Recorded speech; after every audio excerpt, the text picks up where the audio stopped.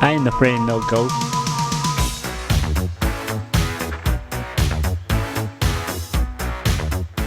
Welcome to the Lil Don movie review. Today we're going to do a review on the Ghostbusters 2016 movie. And now let's just get the elephant out of the room. Now, obviously I'm aware of the backlash that this movie had before it was even in production. People were whining about, oh, it's gonna ruin my old Ghostbusters, and oh, they're all female cast. And then the trailers came out, and the trailers had the most dislikes on YouTube, and and I didn't know what all the big fuss was about. I mean, I was a Ghostbusters fan back in the day as well. With Dan Aykroyd and Bill Murray and Harold Ramis and Ernie Hudson.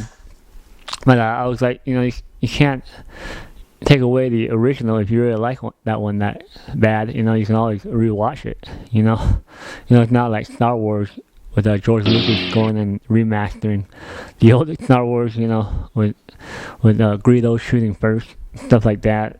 Like a totally different situation. So this movie, I actually like it. It was pretty fun. It was a pretty good movie. I went back, I rented the first Ghostbusters, in the 1984 or whatever it was, and I wanted to show my son and kind of show him what the Ghostbusters were. And you know what, that movie didn't hold up that much at all. It wasn't really that funny. I mean, except for the parts with Slimer. Over here, you see Slimer being shown for the first time. That was fun. And at the end, they fight the Stay Puft Marshmallow Man, and it was kind of cheesy. They all shot their proton packs. You didn't really see them hit the Stay Puft Marshmallow Man. In the next scene, you see like foam and stuff flying up everywhere. Like it exploded the marshmallow, and I was like, oh man, it wasn't that great. So it wasn't all about the special effects back then. I know it was about the camaraderie and the comedic, timing of those three actors. But like I said, it didn't really hold up. But this one, I liked it. I enjoyed it. It was funny. It had some inappropriate language on a couple parts. Kind of have to watch out for. But all the actors, from Kristen Wiig to Melissa McCarthy to Leslie Jones and to Kate McKinnon, and also Chris Hemsworth, Thor. He was in there. He was really funny, and yeah, I enjoy all the characters. You see Kate McKinnon with that kind of wacky Egon, and when I first read the reviews and saw the reviews, a lot of people were kind of criticizing her, saying it seemed like she was in a different movie, kind of wacky, out there, doing her own thing. And I was like, well, let me give it a chance when I watch it, let me see. And I have to agree on some of the critics on that. Like, yeah, she felt kind of out there, a little too out there. I mean, there's only a few times where she was on the same page with the Ghostbusters. But yeah, there's some, for me, annoying parts. Like, yeah, you're a little kind of out there doing your own thing. Kristen Wiig, the star, the character, I thought she was pretty good. She was a scientist trying to be a representative of a college she was trying to get into or something. But she was ashamed that she had this past of wanting to study the supernatural. And obviously her story arc went out through the whole movie.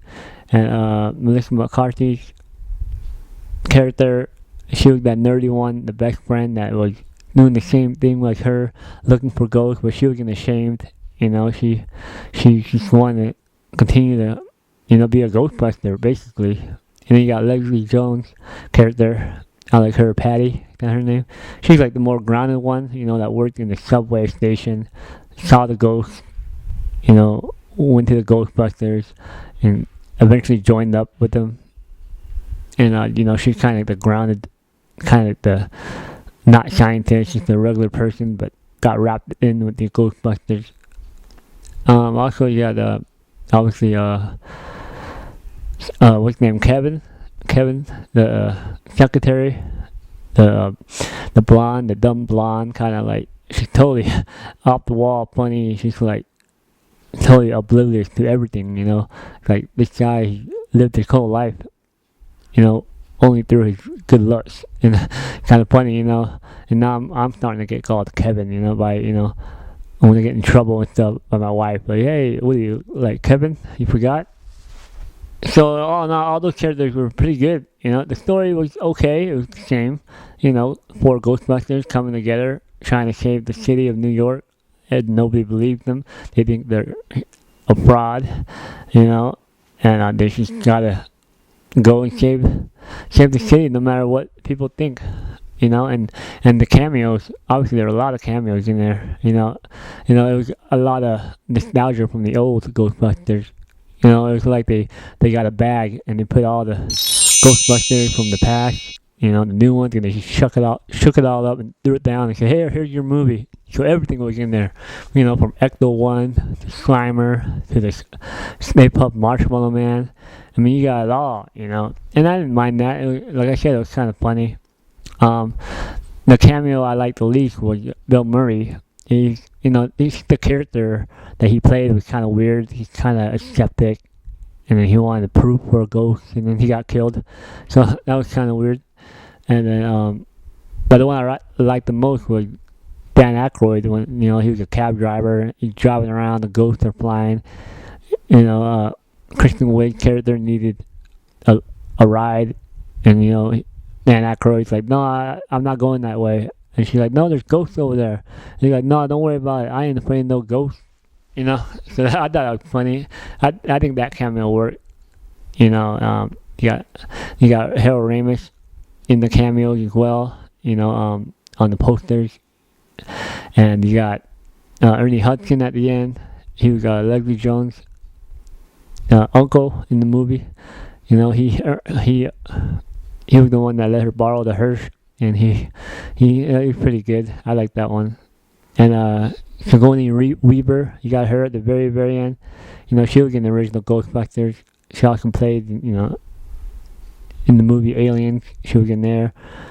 And that one was a pretty good cameo, too. And, you got all these cameos everywhere. And, I thought it was fun. Fun for the kids. Like I said, just watch the language. It's a couple parts. And I actually got the extended version. About 15 extra minutes, and you know how it is. Sometimes it helps the movie, sometimes it doesn't. And in this case, I thought it actually kind of helped a little bit. It had some more scenes with the main villain. I know people had problems with the villain in there, like they weren't understanding what his motive was. But I guess this one it shows a couple more scenes. Maybe that'll help. And you got more goofiness. You got Chris Hemsworth's character dancing and all this stuff in the extended cut. So I recommend getting that one if you were gonna buy the DVD. But all in all, I had fun, man. I mean, kids, they seem to like it. Like I said, I didn't mind the trailers at all. I don't know what people were talking about. Just, like, oh, it looks like the movie's gonna be bad, and it turned out, it wasn't like bad as people thought it was. Basically, the trailers, I was just like thinking that what Ghostbuster is. He's kind of crazy, kind of comic relief. Poor people are busting ghosts. So it was like, it wasn't that big of a deal. It wasn't gonna ruin the old Ghostbusters. All in all, if I were to give a grade, I would give it a probably a C plus, somewhere C minus, anywhere in the C. No, it was not.